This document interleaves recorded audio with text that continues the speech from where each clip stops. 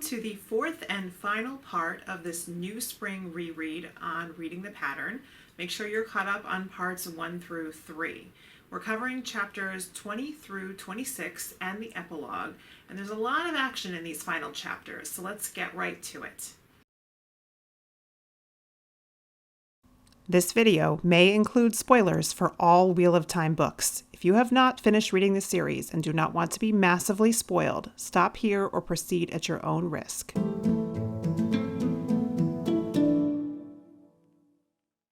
Chapter 20, Breakfast in Madala. Lan isn't convinced by the name of Lady Alice, nor does he believe that she is an Aes Sedai. Not because she doesn't have the ageless look, but because of the childish prank she played with the pond water. He thinks that Edain might have sent her to watch over him, and he refuses to give in to Bukama's pressure to give her his own proper pledge. He watches Rhine flirt with her and the warm reception she gives him in return.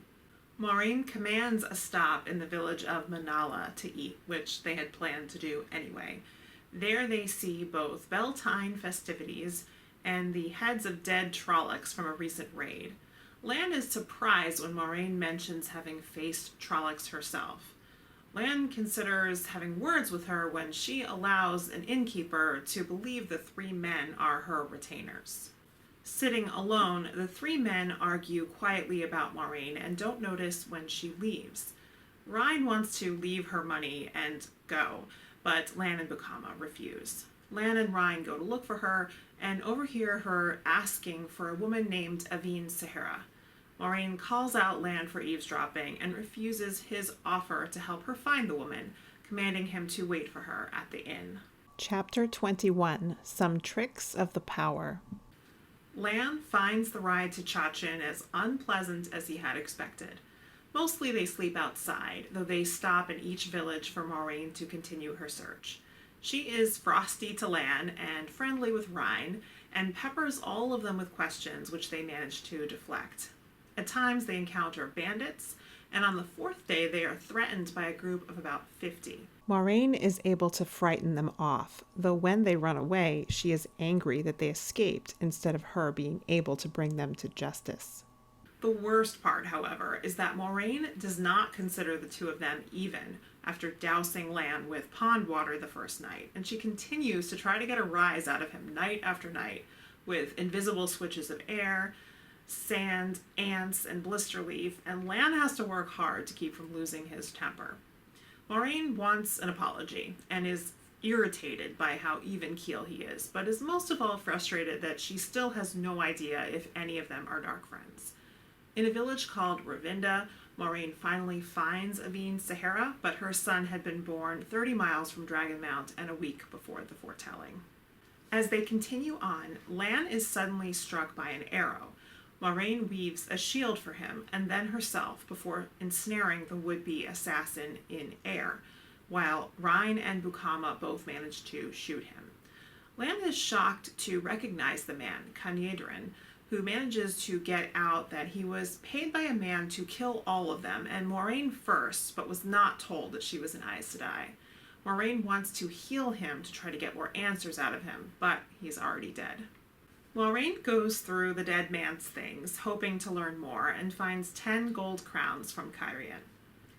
Rhine and Bukama tend to Lan's wound, and none of them ask for healing, but Maureen asks if he will accept it, and Bukama convinces him to. Maureen is surprised by Lan's kindness in untying the dead man's horse so that it can survive, and she decides to forgo any trick of the power on him that night. Chapter 22, Keeping Custom. But before they reach Chachin, she does hit him with fleas and black flies, and Lan is ready to be rid of her the moment they are inside the first set of walls. He refuses her offered payment and gallops off so fast he risks sparking duels. He heads to the Idashar Palace, followed by Rhine and Bukama in search of Edain. He arrives and announces himself to the guards simply as Lan Mandragoran. He is greeted by the palace's Chachin as if he were a ruler, taken to spacious rooms and assigned servants. Edain immediately summons him, and he refuses. But that is followed by a note with the message, "Come to me, sweetling, come to me now," which he burns. Finally, Prince Briss asks to see him, and Lan goes to see him in a large formal hall. He greets Briss like an old friend and is introduced to his 8-year-old son, Derek. Finally, Lan is taken to Edain. Immediately, and in front of all the nobles in the room, she pledges her fealty to him, and Lan is put on the spot. He refuses to accept the claim to kingship of Malkier, and Briss helps him by taking him to a more private place and apologizing for Edain. Lan does not want Briss to ask Edain to leave, but he does not know what else he will do. When he returns to his rooms, he finds her waiting for him. Alone with him as his Carnera, she holds the power, and she exercises it as he offers her his Deori, and she does not take it. His Deori is a woven length of Lan's hair that Edain had cut off after their first night together, as per tradition. Instead, she suggests that he marry her daughter Isel, which shocks Lan, and then she takes him to bed, where he hopes to regain some ground with her. Chapter 23, The Evening Star. Moiraine searches out some rougher parts of the city looking for Swan. At first she is rudely warned off, but at the third inn she tries, which appears cleaner, she is told there is a woman matching Swan's description, but she grows suspicious of the female innkeeper who offers her spiced wine. She uses a secret blue aja weave to heighten the woman's fear and commands her to drink it, which causes her to collapse. She continues on the rest of the day with no word of Swan. 3 more times is offered wine suspiciously, and multiple times would-be horse thieves attempt to steal Arrow, but she protects her with wards and frightens them all off in various ways. By the end of the day, Swan finds her, thinking that Moiraine would look for her in that area, and then takes her back to a respectable inn that caters to merchants. Swan has learned that one of the women they are searching for has a promising story about her infant son, but the Lady Inez is staying in the Idashar Palace. Moiraine has a plan for this, but it takes her most of the night to convince Swan. Chapter 24, Making Use of Invisibility. Swan hasn't entirely given up arguing in the morning, but Moiraine doesn't give her a chance to wear her down and barrels ahead with her plan instead anyway. First, she hires guards from the inn, and they take a sedan chair to a bank and later a seamstress. Moiraine violates all the rules she usually follows with dressmakers and pays an obscene amount of money to get the dresses she needs for herself and Swan as soon as possible. The next day, Moiraine presents herself at the palace as herself, the Lady Moiraine Damodred, with Swan posing as her maid Suki. She is given suitable rooms, and Swan quickly learns that Lady Inez is in seclusion for a month, mourning her husband who died suddenly 10 days before. Moiraine tells Swan that she will have to reveal herself as Aes Sedai in order to get to her sooner, but then a serving maid announces that the Chatayan has come to bring Moiraine to Prince Briss. Chapter 25, An Answer. On the way to see Briss, Moiraine spots Rhine and Bukama sparring. She tries to chat pleasantly with Prince Briss and his family, and when his children are brought in, his son Derek gives her a shock by mentioning Lan, who could be king of Malkier and is in the palace. Moiraine feigns illness and excuses herself. On the way back, distracted with thoughts of Lan, she comes face to face with Mirian. She quickly learns that despite Laurel's eagerness to get to Chachin, she's no longer with Mirian, and Mirian gives the excuse that she believes Laurel instead went south.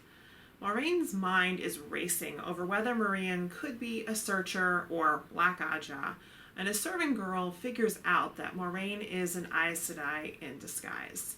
Moiraine commands the girl to bring her to Lan and dons her great serpent ring on the way. Lan seeks to dismiss her, but she calls on him to keep the pledge made by Malkier to the White Tower.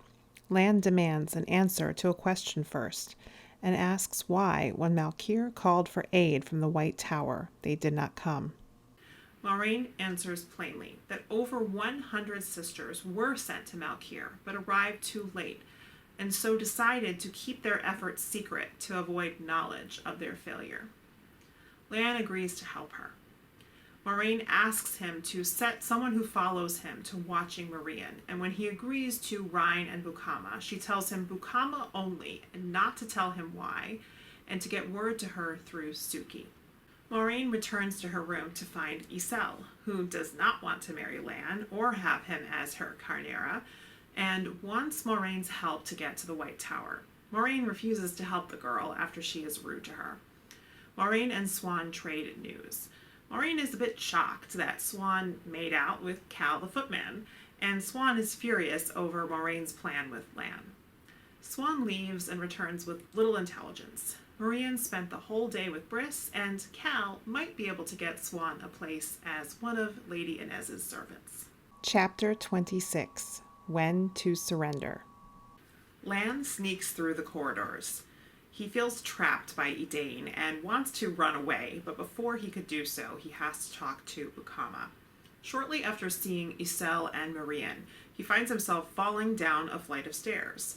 Even though he is unharmed, he realizes that an Aes Sedai just tried to kill him with the power. A palace guard comes and tells him to go to Bukama, who might still be alive, but Lan gets to him too late. Bukama has been stabbed to death. Lan goes to Moiraine and tells her everything that just happened. Lan also tells her Isel is with Briss and Direk, and she pieces a few things together, including that Merian must be Black Aja. She tells Lan to take her to Briss. They find Merian holding Briss, Direk, and Isel in bonds of air. Rhine is also there. Moiraine tries to shield Merian, but too late. Rhine attacks Lan. Merian intends to put Moiraine to the question. Moiraine fends off attacks while trying to cut the bonds on the captives. Merian finally is able to shield Moiraine, and then she throws Direk off the balcony, and then Briss. Moiraine is able to stab Merian with her belt knife, and the bonds on Isel release, and she slips over the edge. Moiraine tries to save her, but is unable. Lan pulls her away, telling her not to watch a death she doesn't have to. He has killed Rhine. Lan informs the Chachin of the deaths, and Moiraine heals him. Then she destroys Merian's body with the power, saying that there was no proof that she is Black Aja, and she would not speak of it. Epilogue. No one notices the disappearances of Merian and Rhine amidst the mourning next day. Moiraine destroys Merian's belongings with the power after searching them in vain. Edain appears to have already retired from the world. Swan tells Moiraine that Lady Inez's son is not the one they are looking for, and Moiraine fills her in on what happened with Merian. She asks Swan to puzzle out for her why Merian wanted Direk and Lan dead, and how other strange deaths, like the blacksmith and Joseph Najima, might fit in. Swan figures out that the Black Aja are killing men and boys who are lucky because they might be able to channel. They know the dragon has been reborn, but not when. And of course, infants would show no signs yet, so the actual dragon reborn will be safe for a time. Swan wants to continue on with the task immediately and head to Arafel. Moiraine convinces her that she would be better off in Tar Valon, seeing all the reports of the eyes and ears of the Blue Aja. She also tells Swan that she has unfinished business with Lan. She immediately heads north through the city, asking for news of a Malkiri, and she manages to catch up with Lan on the road. He has a small fire, and there is the smell of burned hair, and he tells her he is burning his past, and the golden crane will fly no more. It is clear he means to head to the Blight and his death. She tells him, only fools choose to die before they must. I want you for my warder, Lan Mandragoran. He refuses, telling her he has his own war to fight, and she tells him she is fighting the same war, against the shadow. She tells him everything, Gitara's foretelling down to everything she knows about the Black Aja. He looks north in thought. and then draws his sword, kneels before her, and swears himself to her. She bonds him. She realizes he feels her emotions as much as she his when he tells her to say a prayer for the dead and move on. And they head on to continue their search together.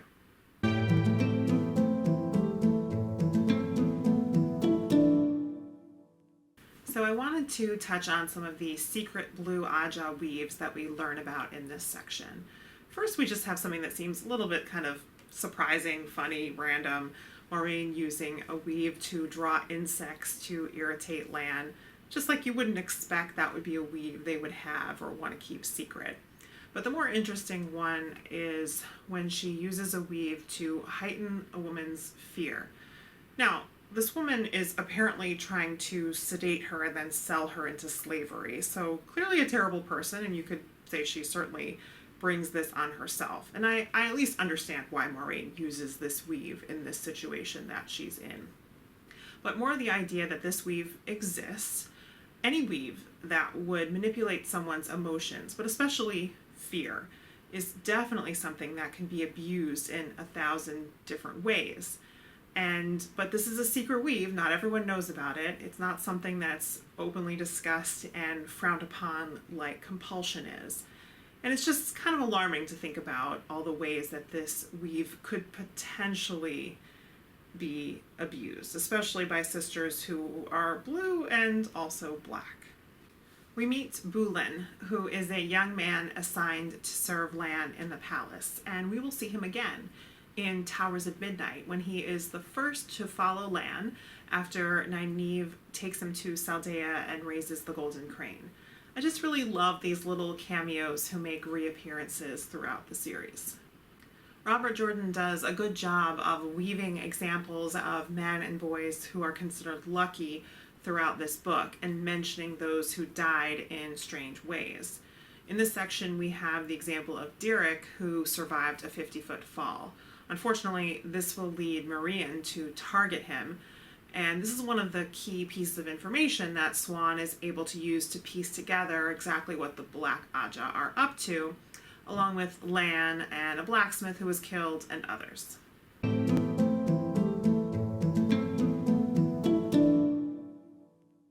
So here we finally get some impressions that Moiraine and Lan have of each other when they first meet. Moiraine decided on day one that she wanted Lan for her warder should he turn out not to be a dark friend. Some of this could of course be due to the fact that he's clearly a very skilled fighter. But I would bet that she was also very impressed with the fact that he can control his face and emotions and give answers the way an Aes Sedai would. Clearly he gets under her skin, and she his. But there's also some level of trust that she has for him pretty quickly, because she's willing to go to him when she finds herself in a tough spot with Marian. Also very notable is the fact that she weaves a shield to protect him first when they're both under attack by the Cairhienin assassin.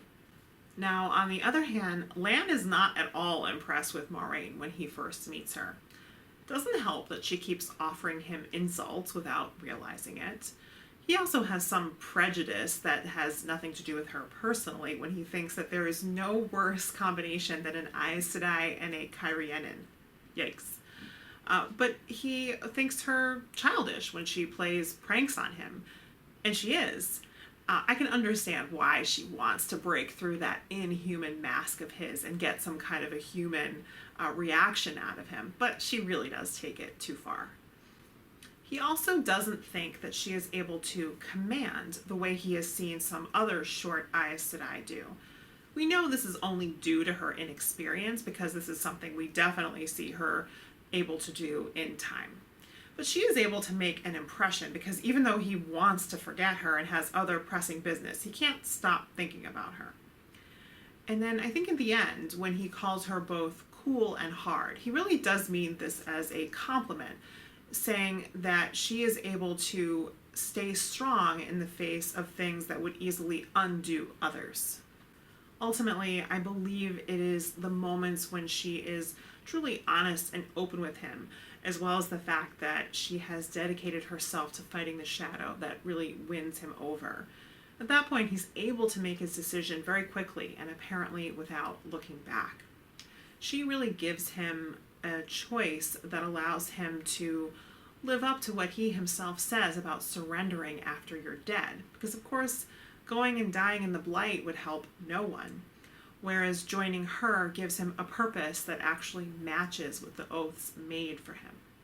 There were some other character details that I found interesting, including that Lan believes in luck, and Moiraine believes that no matter what a ruler does to lift someone out of poverty, if one person is lifted, another falls.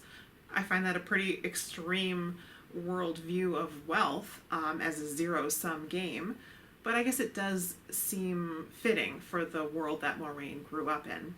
Also fitting was Moiraine being shocked that Swan might hook up with a footman, but I did find it kind of surprising that they had never discussed whether they had been with men, although they have commented on men's appearances and what they look for in a man. So also interesting was Lan's view of women in this way. Clearly he's been with plenty of them, but he does seem to make a point of making sure that women are doing the choosing and in many cases the pursuing to get into his bed.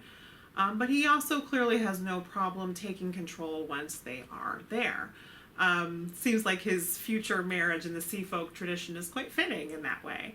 But he mentions it both with Lyra in the previous section and with Edain in this section. I will say in Edain's case, though, it's pretty clearly because he really has no power with her in that relationship in other ways, which is one reason why this whole Carnera business is like really uncomfortable for me. It just seems like so many potential problems with this relationship. And certainly I was kind of relieved that Lan and Iselle were at least very uncomfortable with Edain's plan for them, because that kind of took the discomfort to a whole nother level.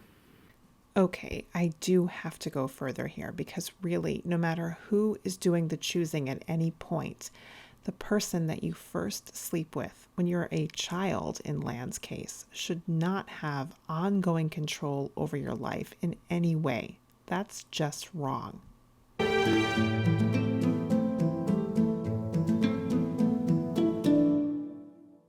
So a lot finally happens in these later chapters, and I'm going to try to sort of sum up, simplify, and pull out what I think are the essential elements that the show should try to incorporate if they're doing this arc that leads up to Moiraine bonding Lan.